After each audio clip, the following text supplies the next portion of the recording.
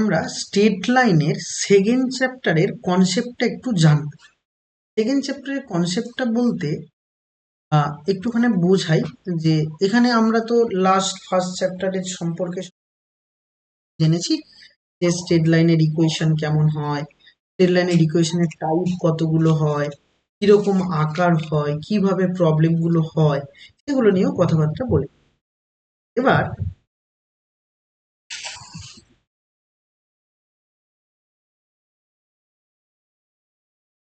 এবার আমরা সেকেন্ড চ্যাপ্টারটা নিয়ে আলোচনা করব। এখানে অ্যাকচুয়ালি বেসিক্যালি যা বলেছে এগুলো সব অ্যাঙ্গেল নিয়ে বলেছে, যা কিছু বলেছে সবকটা হচ্ছে অ্যাঙ্গেল নিয়ে বলেছে। অ্যাঙ্গেল নিয়ে বলতে এখানে আমাদের চেয়েছে, আর কিছুই নয়।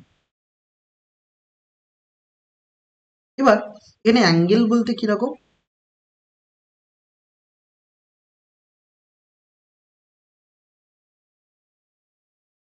হেডিং করো যে অ্যাঙ্গেল বিটুইন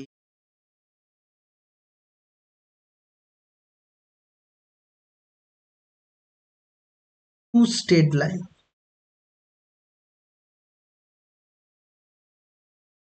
দুটো স্ট্রেট লাইনের মধ্যে আমরা অ্যাঙ্গেল বার করব।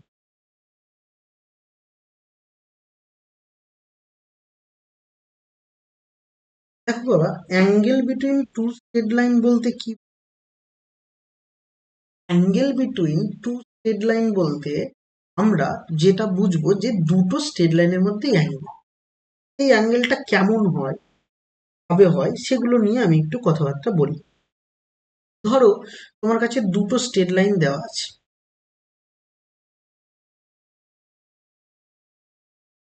দুটো স্ট্রেট লাইন দেওয়া আছে। সাপোজ দুটো স্ট্রেট লাইন আমি বলি যে y equal to m on x plus c one, এটা একটা straight line. y equal to x plus c two, এটা আরো একটা। তাহলে দুটো স্ট্রেট লাইন দেওয়া, দুটো স্ট্রেট লাইনের ইকুয়েশন দেওয়া।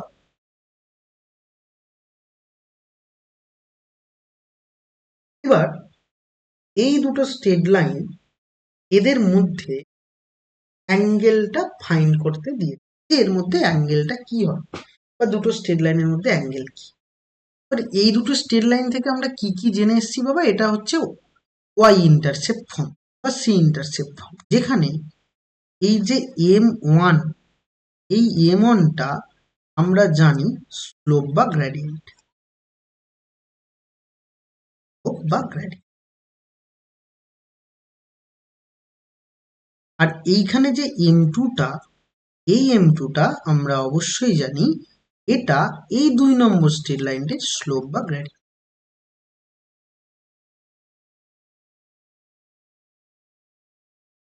গ্রেডিয়েন্ট।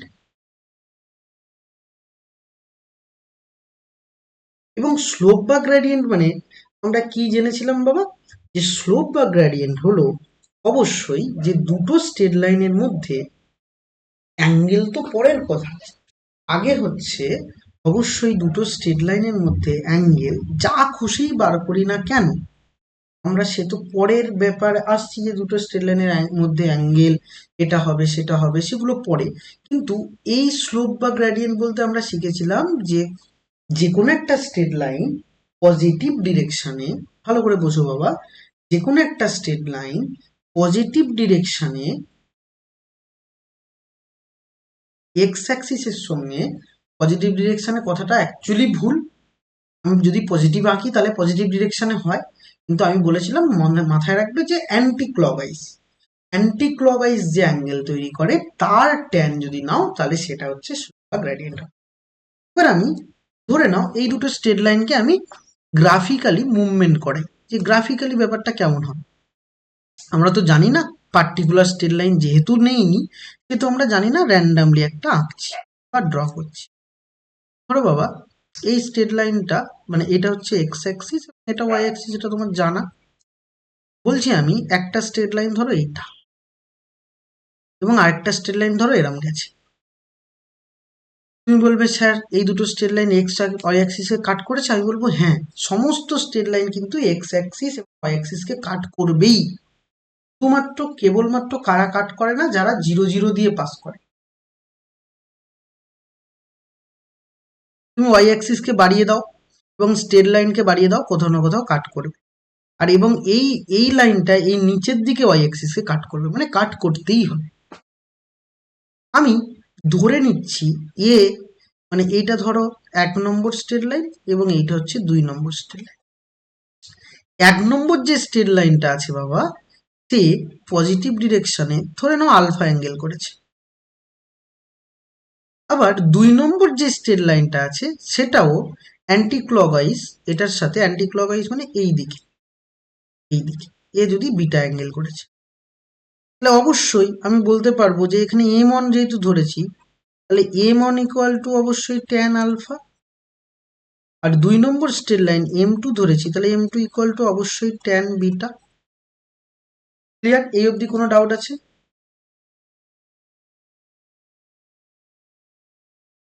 এবার আমি চাইছি angle between two straight line. এই দুটোর অ্যাঙ্গেল আমি কিন্তু জানি না, আমি ধরে নিতে পারি বাবা যে let angle between two lines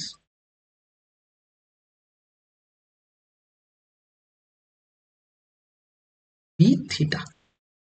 তাহলে আমি এই দুটোর মধ্যে অ্যাঙ্গেল থিটা, তার মানে বাবা অবশ্যই এই অ্যাঙ্গেলটা থিটা হবে। না বুঝলে না? বলো, কোনো ডাউট আছে? ওকে, ওকে, ওকে, একদম ঠিক। এবার বাবা ভালো করে বোঝো, মন দিয়ে বুঝবে। এখন আমি বলতেই পারি এখান থেকে যে সেই ছোটবেলায় পড়েছো যে এটা বহিস্থ কোণ আর এই ভেতরের দুটো অন্তস্থ কোণ, তাই না?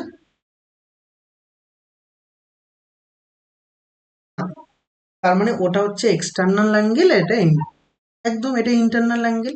তাহলে এক্সটার্নাল যে অ্যাঙ্গেলটা হবে সেই অ্যাঙ্গেলটা অবশ্যই এক্সটার্নাল অ্যাঙ্গেল বলতে কোনটা? বিটা। তাহলে বিটা যে অ্যাঙ্গেলটা হবে সেটা দুটো ইন্টারনাল অ্যাঙ্গেলের সামের সমান বা অন্তস্থ কোণের যোগফলের সমান। তাহলে আমি বলতে পারবো থিটা প্লাস আলফা। না ক্লিয়ার নয়? তাহলে এখন আমি বলতে পারবো যে থিটা ইকুয়াল টু অবশ্যই বিটা মাইনাস আলফা। বলো, এটা ক্লিয়ার?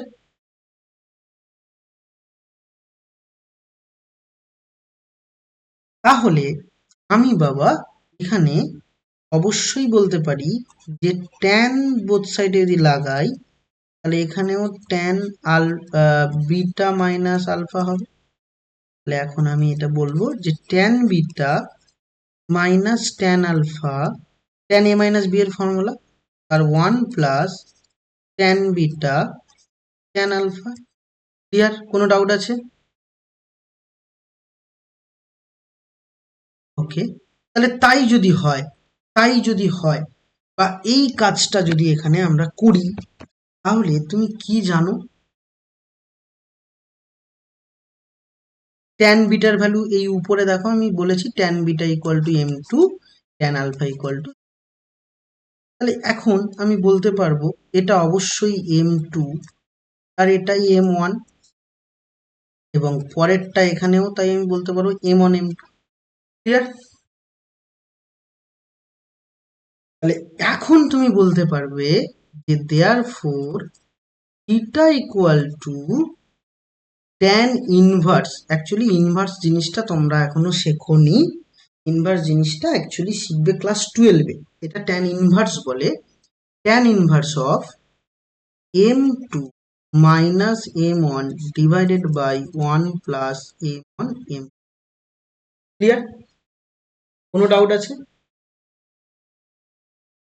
এবার এইটা কখনো নেগেটিভ হতে পারে, কখনো পজিটিভ হতে পারে, একটা মাইনাস কমন নিলে নেগেটিভ হতে পারে। বা ধরো m2 60 হলো, m1 30 হলো, তাহলে পজিটিভ। আবার m2 বা m1, m1 যদি m2 যদি 30 হয়, m1 60 হয়, তাহলে আবার নেগেটিভ আসবে। তাহলে প্লাস মাইনাস হতেই পারে এটা। তাই জন্য আমি একদম সোজাসাপটা ভাষায় অবশ্যই লিখতে পারবো যে tan theta equal two plus minus m1 minus m2 divided by 1 plus m1। এটা হচ্ছে, এখান থেকে যদি থিটার ভ্যালু বার করি, সেই থিটাটা হবে tan inverse plus minus m one minus m two divided by one plus m one m two, m one এবং এম টু এটা হবে, এবং এটা হলো আমার অ্যাঙ্গেল। তাহলে দুটো দুটো যদি আমি স্ট্রেট লাইন পেয়ে যাই, তাদের যদি স্লোপ পাই, তাহলে ওই দুটো স্ট্রেট লাইনের মধ্যে আমরা অ্যাঙ্গেল ফাইন্ড করব। এবং সেই ফর্মুলাটা কি? m1 - m2 প্লাস মাইনাস অবশ্যই সামনে আছে, m1 - m2 বা m2 - m1 সেটা দিতে পারো তোমার, কারণ প্লাস মাইনাস আছে, তুমি যা খুশি করতে পারো। সেটা equal to divided by m1 - m2 divided by 1 plus m1। Clear? কোনো ডাউট আছে এই অবধি? বুঝলেন? তাহলে টোটাল কথা হলো, ফাইনালি তুমি কি শিখলে? যে দুটো লাইনের মধ্যে তোমাকে অ্যাঙ্গেল ফাইন্ড করতে দিই। তাহলে সেই দুটো লাইন তুমি বলতে পারো যে দুটো লাইনের মধ্যে অ্যাঙ্গেল যদি থিটা হয়, তাহলে আমরা বলবো tan theta equal two plus minus m1 m2, মানে m1 বলতে ফার্স্ট লাইনের স্লোপ আর m2 বলতে সেকেন্ড লাইনের slope, m1 - m2 divided by 1 plus m1। এবং এখান থেকে যে থিটাটা আমি ক্যালকুলেট করে পাবো, ওই থিটাটাই হলো আমার কাছে কি, ওই থিটাটা বা ওই অ্যাঙ্গেলটাই হলো আমার কাছে দুটো লাইনের মধ্যে, বা দুটো লাইনের মধ্যে আমার অ্যাঙ্গেল হলো ওটা। যে কোনো দুটো লাইন আছে, সেই দুটো লাইনের মধ্যে অ্যাঙ্গেল বার করার জন্য ওই দুটো লাইনের স্লোপ যদি আমরা জানি, তাহলে অ্যাঙ্গেল বার করি। ক্লিয়ার? নাকি কোনো ডাউট আছে বলো? এবার এবার ফাইনাল বক্তব্যে এখান থেকে কিছু রেজাল্ট আসি, কিছু ইম্পর্টেন্ট রেজাল্টে আসি। ইম্পর্টেন্ট রেজাল্ট আমি কিছু এবার এখানে আলোচনা করি। ইম্পর্টেন্ট রেজাল্ট,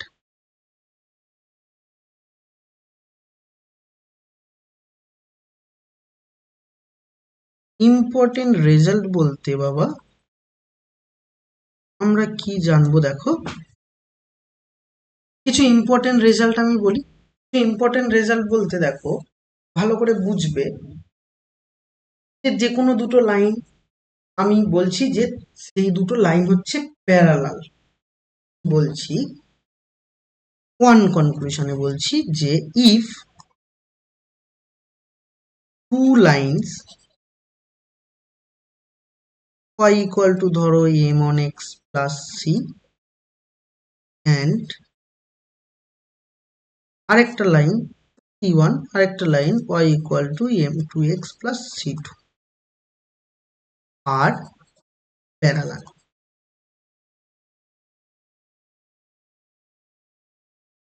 প্যারালাল, তাহলে প্যারালাল যদি হয়, তো সেই লাইনটা কেমন হবে? এরকম হবে। তাহলে এদের মধ্যে অ্যাঙ্গেল কত তুমি বলো? কি হবে? 0 ডিগ্রি। তাহলে অবশ্যই আমি বলতে পারবো বাবা যে এদের মধ্যে অ্যাঙ্গেল যেহেতু 0, তাহলে আমি বলতে পারবো tan 0 এটা equal two m1 - m2 plus minus তুমি দিতে পারো ডিভাইডেড বাই 1 প্লাস। ক্লিয়ার?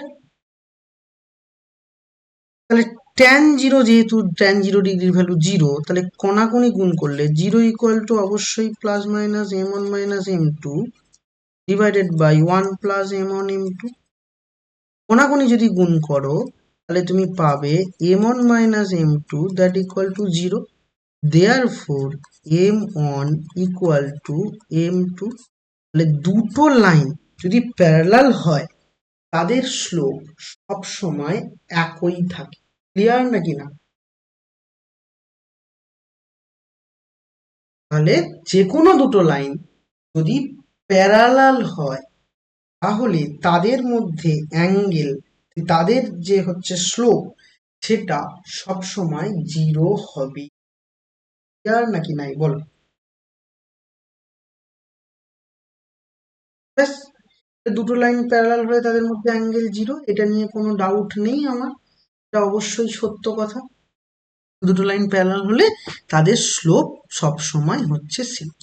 আরো কিছু ইম্পর্টেন্ট রেজাল্টে আসি। ধরো আমি বলছি বাবা যে 2 নম্বর রেজাল্ট বলছি, টু লাইনস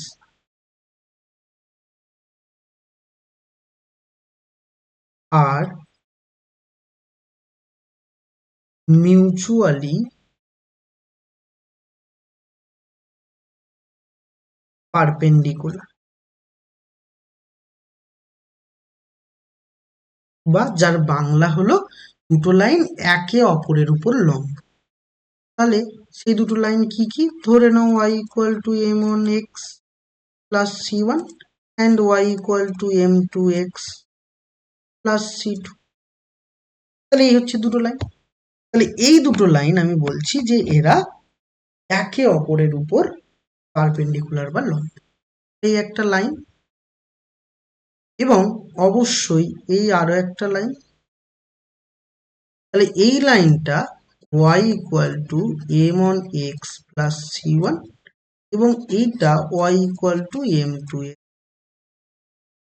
তাহলে এই দুটো লাইন বলছি আমি একে অপরের উপর লম্ব বা পারপেন্ডিকুলার।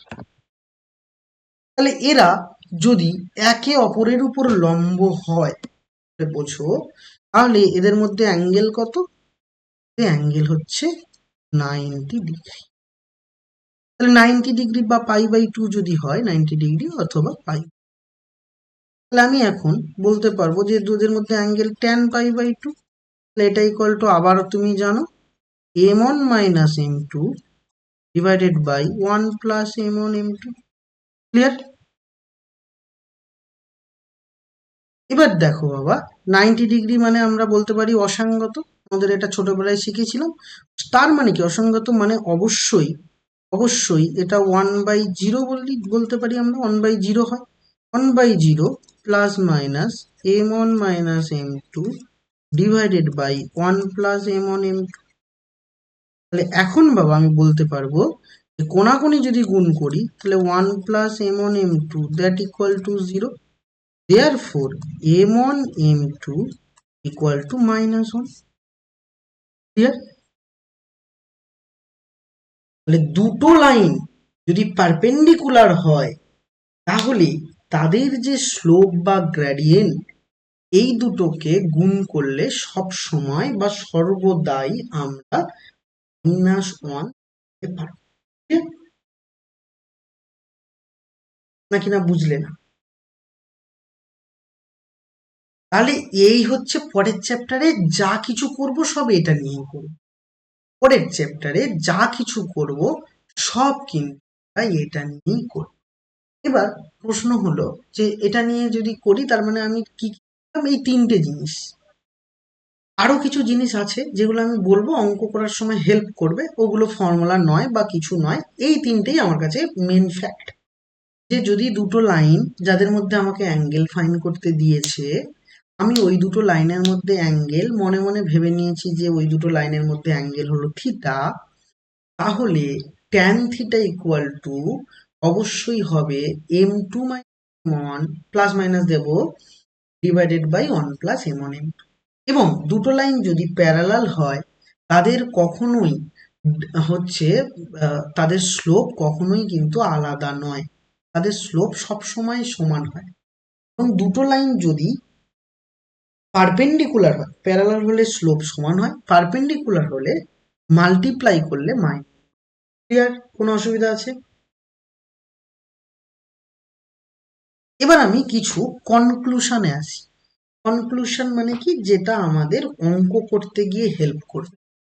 এগুলো থিওরি ঠিক নয়, আমরা এইখান থেকে কিছু কনক্লুশনে এসেছি।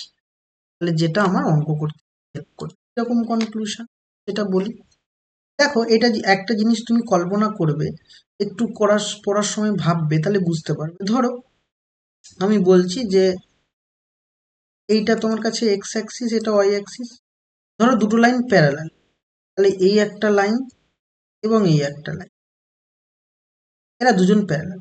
তাহলে প্যারালাল যদি হয়, এরাও প্যারালাল এবং এটাও প্যারালাল, তাহলে অবশ্যই এইটা হচ্ছে তোমার, এটা হচ্ছে ছেদক, মানে দুটো লাইন সমান্তরাল, এবং এই এক্স এক্স অ্যাক্সিসটাই ছেদক। ছোটবেলায় পড়েছিলে ছেদক বা ভেদক বলতে।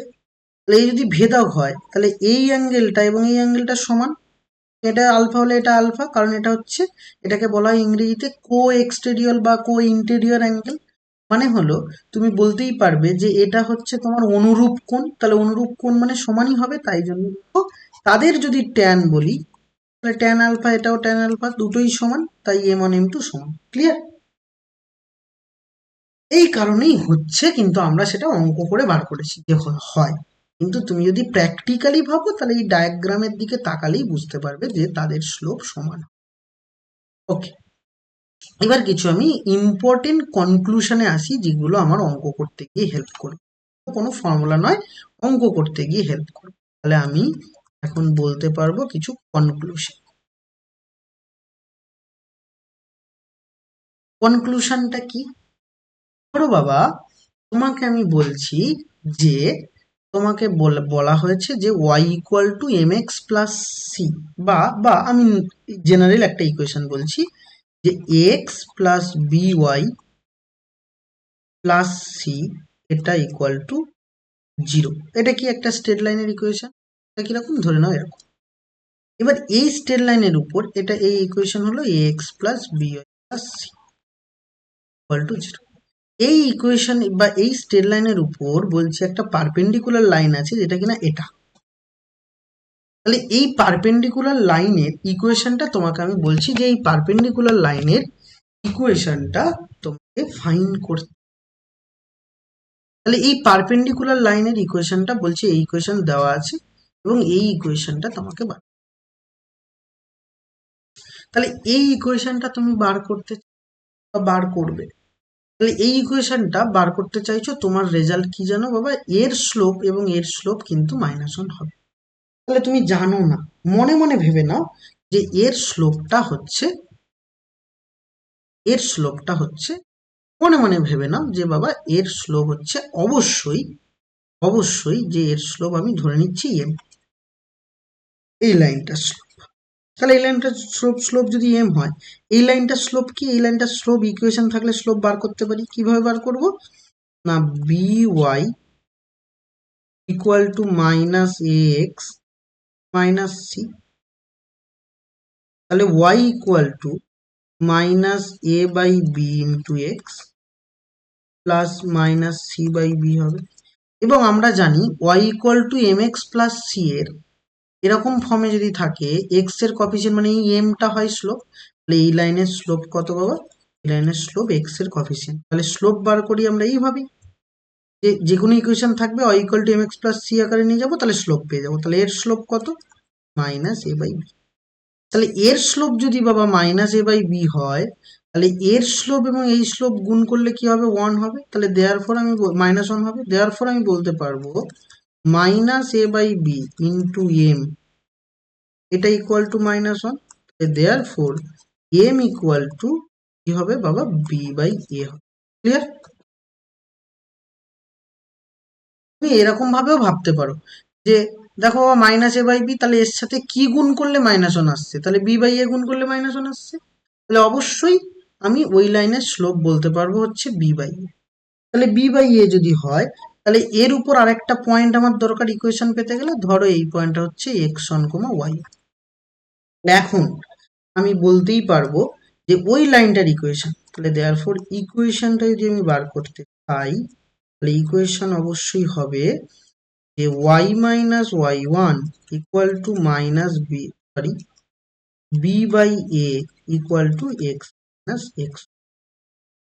তাহলে এটা ইকুয়াল টু অবশ্যই আমি বলতে পারি বাবা a y minus a y one equal to b x minus b x one. Ultimate আমি বলতে পারবো যে b x minus a Y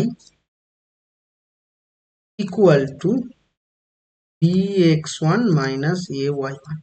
এবার দেখো বাবা, এইটা তো কোন একটা ভ্যালু দেবে, এটা কিছু একটা, এটা তো কোনো কনস্ট্যান্ট টার্ম সবকিছু। কারণ x1 y1 বলতে 1 2 3 4, এ বি বলতেও কোনো একটা সংখ্যা, তাহলে এটা কোনো একটা ভ্যালু দেবে। সাপোজ এই ভ্যালুটাকে আমি বলে নিচ্ছি যে এটা কে।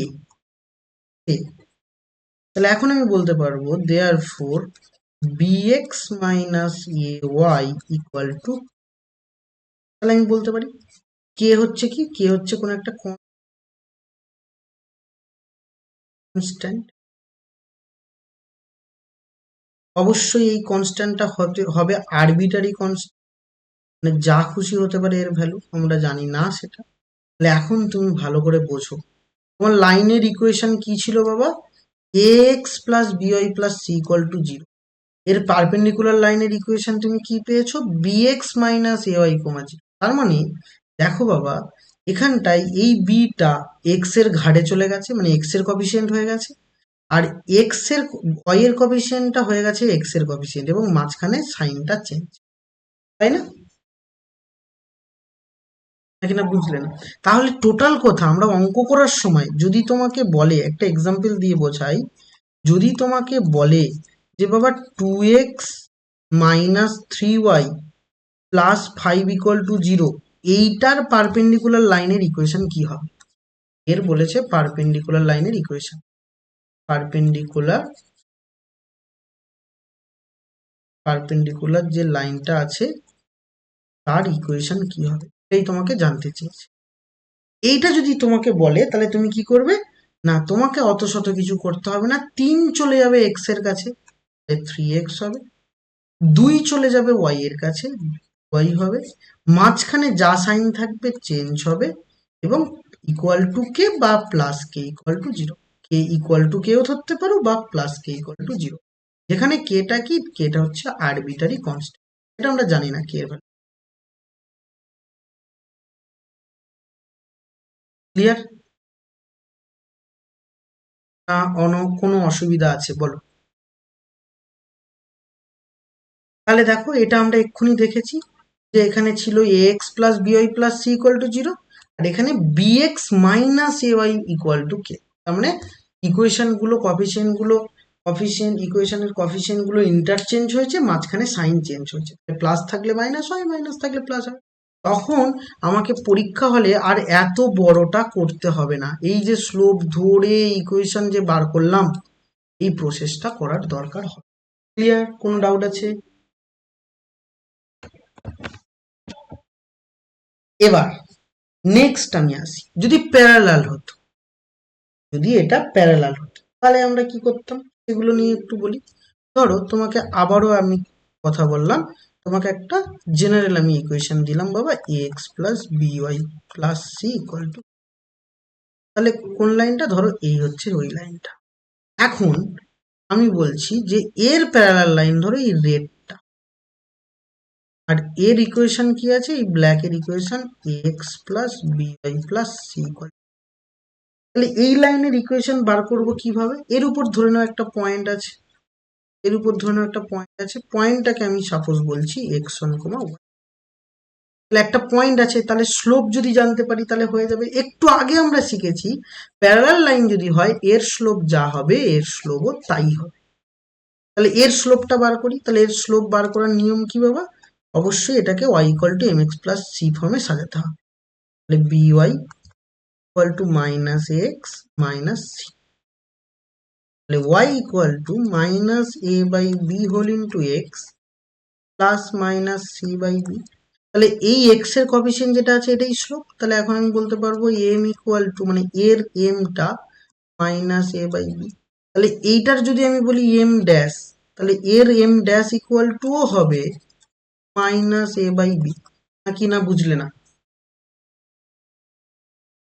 তাহলে এখন বাবা আমি এই রেড লাইনের ইকুয়েশন যদি বার করতে চাই, তাহলে রেড লাইনটার ইকুয়েশন কি হবে?